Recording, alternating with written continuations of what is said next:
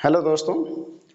बाबू आज हम लोग पढ़ेंगे लेक्चर नंबर 9 और लेक्चर नंबर 9 जो आपका है वह किससे संबंधित है। लेक्चर नंबर 9 आपका संबंधित है लसिका से। ठीक है, लसिका भी है, इसमें ट्रांसपोर्टेशन इन प्लांट भी है। तो लसिका क्या होता है, जिसको अंग्रेजी में लिम्फ कहते हैं।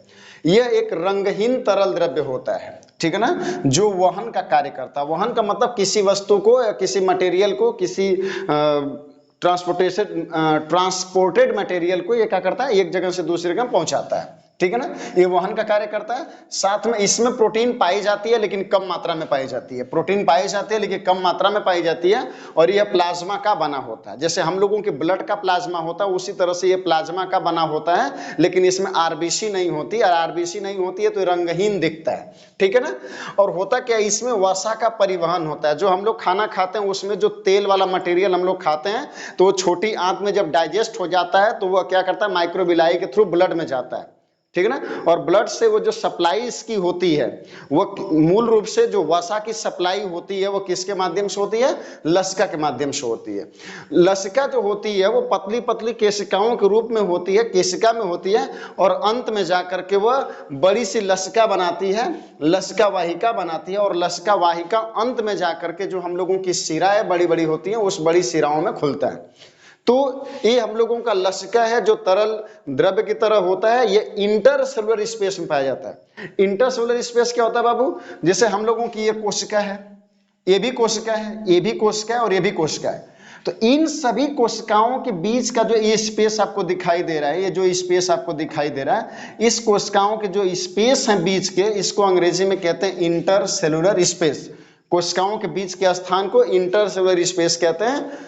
तो इस इंटरसेलुलर स्पेस के बीच में होता है और पतली पतली केशिकाओं के द्वारा यह जा करके अंत में बड़ी शिरा से आप में खुलता है। तरल द्रव्य होता है और वसा का परिवहन करता है। तो ये हम लोगों के शरीर में लसिका होती है। इसी में एक होता है हम लोगों के शरीर में प्लेटलेट्स होता है। वो आरबीसी, डब्ल्यूबीसी और प्लेटलेट्स तीनों ब्लड का हिस्सा है और ब्लड की सेल्स है। और हम लोगों के शरीर में जो ब्लड की सेल्स होती है उसमें जो आपका ब्लड होता है, ब्लड सेल्स, उसमें 55% प्लाज्मा पाया जाता है। 55% प्लाज्मा होता है और 45% यानी 45% उसमें ब्लड सेल्स होती है। ब्लड सेल्स कितने प्रकार की होती है बाबू, जो ब्लड सेल्स होती है हम लोगों की वो कितने प्रकार की होती है, ब्लड सेल्स लगभग 3 प्रकार की। लगभग क्या मतलब, कंफर्म 3 प्रकार की, क्योंकि उसके भी कई प्रकार है ना। जैसे WBC जो होता है उसके भी कई प्रकार हैं। तो मूल रूप से आप ये कहेंगे कि 3 प्रकार की होती है। और कौन कौन सी होती है, WBC, और एक होता है RBC, और एक होता है ब्लड प्लेटलेट्स होता है। तो हम ब्लड प्लेटलेट्स के बारे में पढ़ेंगे। तो जो ब्लड प्लेटलेट्स हम लोगों का होता है, ये कभी कभी हम लोगों को चोट या घाव लग जाती है तो ब्लड का जो फ्लो होता है वो बहने लगता है। घाव लग जाएगी तो घाव जैसे ही लगेगी तो खून बहना शुरू हो जाता है। तो जैसे ही आपका खून बहता है तो अब खून देरी तक बहेगा तो आपके शरीर में खून की कमी भी हो सकती है और खून ज्यादा निकल सकता है तो इससे मृत्यु तक हो सकती है। तो उस मृत्यु से बचाने के लिए हम लोगों के शरीर का एक सिस्टम है जो ब्लड प्लेटलेट्स है।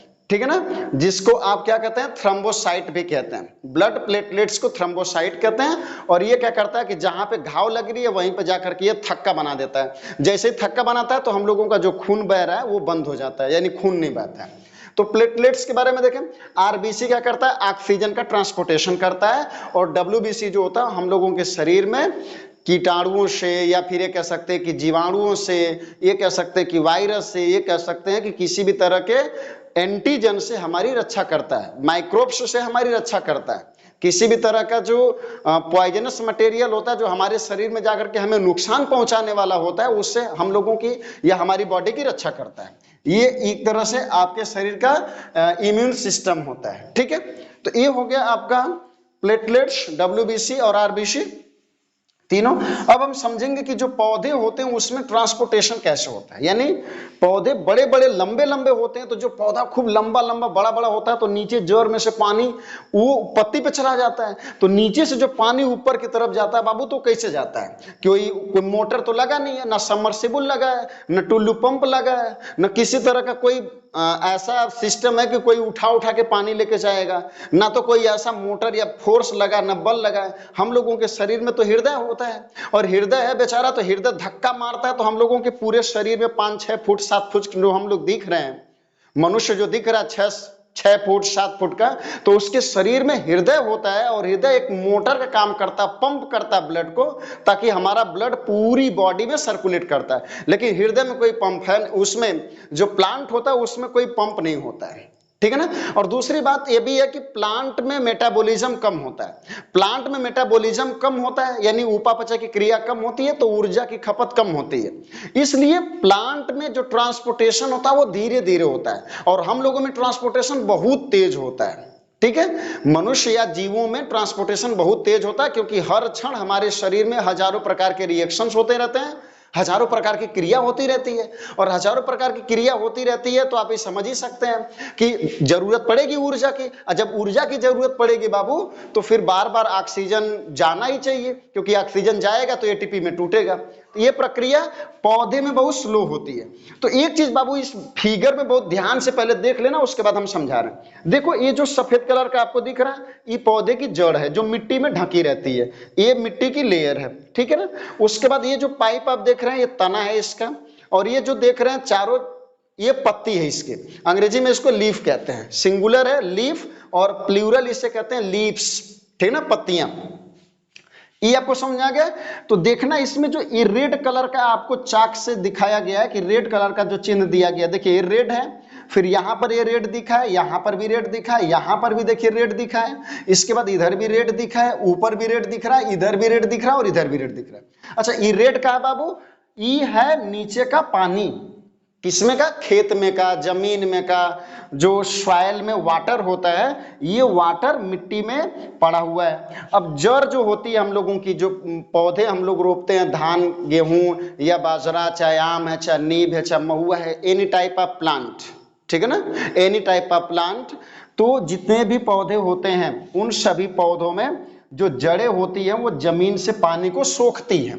तो सोखती हैं तो उसमें कुछ सिस्टम होते हैं। तो सिस्टम का होता है, ये जो रेड वाला होता है बाबू, ये पानी मैंने दिखाया है, ठीक है।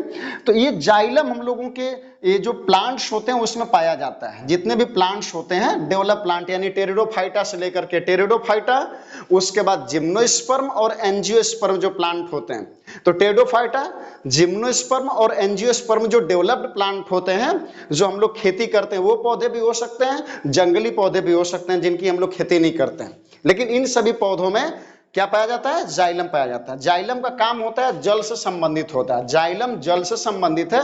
हिंदी में इसको जलवाह कहते हैं। जल मतलब होता है जल, वाह मतलब होता है वाहक, जो पानी का वाहक होता है यानी जल का वाहक होता है, उसे जाइलम कहते हैं। अब ये क्या होता है कि जड़ में भी होता है, तना में भी होता है, और पत्तियों में भी फैला रहता है। तो ये क्या करता है कि नीचे से पानी को सोखेगा, और उसके बाद धीरे धीरे धीरे धीरे इसको कंडक्ट करके, यानी जुड़ा रहता है चैन लाइक, और ये क्या करता है कि नीचे से पानी को सोख करके ऊपर पत्तियों में, फूल में, फलों में, सब में पहुंचा देता है।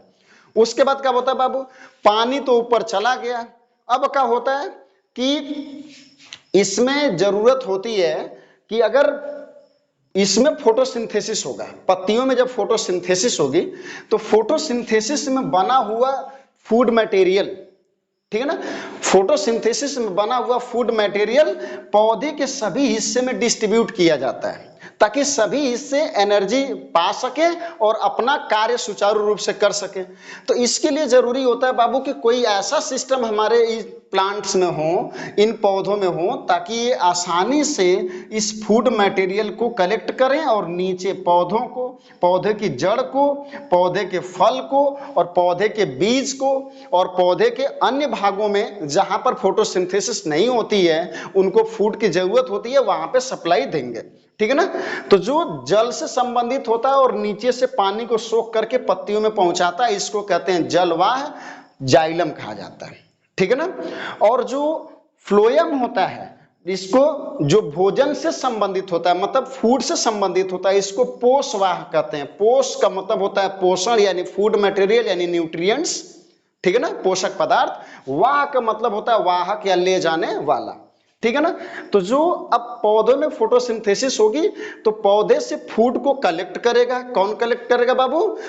फ्लोएम करेगा। ये फ्लोएम क्या करेगा कि फूड को कलेक्ट करेगा और पौधे के सीड में, पौधे के फल में और पौधे की जड़ों में उस फूड मटेरियल को, एमिनो एसिड्स को क्या करता है? पहुंचाने का काम करता है। तो जाइलम का काम किससे बाबू है? जल से है। और फ्लोएम का काम किससे है? पोषवाह से है, जिसको भोजन या भोजन से, फूड से संबंधित कह सकते हैं। जाइलम जो जल और फ्लोएम फल होता है। फल मतलब फूड मटेरियल, ठीक है ना, जो पौधे में बनता है। ठीक है।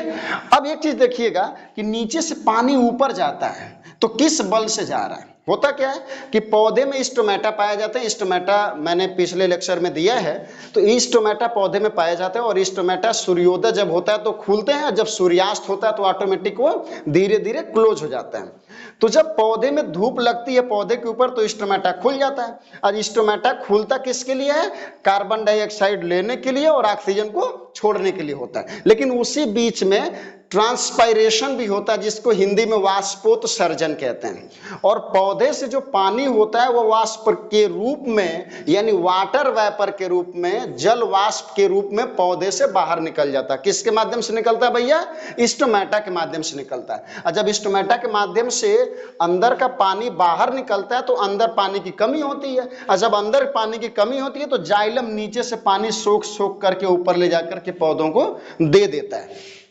ये प्रक्रिया होती है, ठीक है ना, कि जिसमें ट्रांसपायरेशन जब होगा, यानी वाटर वेपर के रूप में जब पौधे से पानी रिलीज होगा, यानी भाप बन के उड़ेगा, जिसको आप ट्रांसपायरेशन और हिंदी में वाष्पोत्सर्जन कहते हैं, वाष्पोत्सर्जन कहते हैं। उस वाष्पोत्सर्जन में जब पौधे से पानी जब रिलीज हो जाएगा तो पौधे में पानी की कमी होगी, और जब पानी की कमी होगी तो जाइलम मिट्टी से पानी को कलेक्ट करके ले जा करके उनको बांटेगा।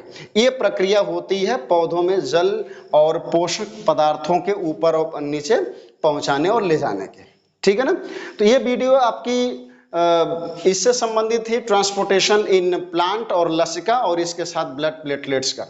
अगली वीडियो बाबू आपको जो देंगे वो रहेगी आपकी, जो आपका एक्सक्रीटरी सिस्टम होता है। एक्सक्रीटरी सिस्टम का मतलब होता है उत्सर्जी तंत्र, जिसमें आपके शरीर का जो टॉक्सिक सबस्टेंस होता है वो आपके शरीर से बाहर कैसे जाता है। इसमें मूल रूप से मनुष्य के शरीर के सबसे मूल जो उत्सर्जी अंग है वह किडनी है। तो किडनी के बारे में आप अगली वीडियो देखेंगे, लेक्चर नंबर 10 होगा, और इस लेक्चर नंबर 10 में मैं आपको किडनी के बारे में पढ़ाऊंगा। तब तक के लिए जो पीछे आपको वीडियो दी गई है, वीडियो अपलोड की गई है, आप उसको पढ़ते रहिए और अपना जो पढ़ाई लिखाई का काम है वो बेहतर तरीके से करते रहिए। धन्यवाद आप सभी।